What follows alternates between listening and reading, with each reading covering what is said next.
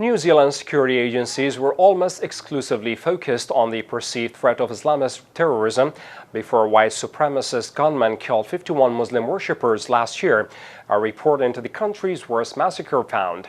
The Royal Commission of Inquiry also criticized police for failing to enforce proper checks when granting a firearms license to Australian gunman Brenton Tarrant, who released a racist manifesto shortly before the attack and streamed the shootings live on Facebook.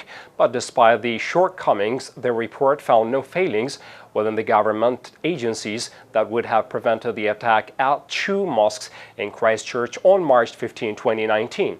The Commission made no findings that these issues would have stopped the attack, but these were both failings, and for that I apologize, Prime Minister Jacinda Ardern said after the report was released.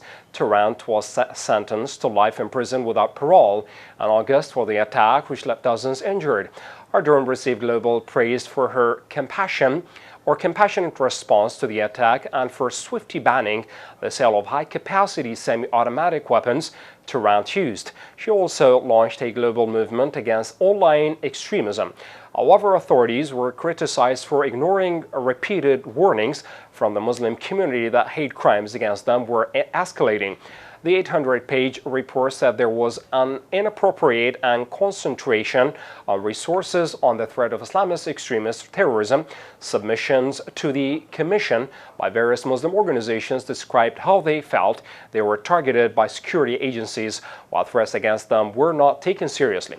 We find it concerning that the commissioners found systemic failures and an inappropriate concentration on resources towards Islamic terrorism, and yet state that these would not have made a difference to the terrorists being detected prior to the event. The Islamic Women's Council said in a statement.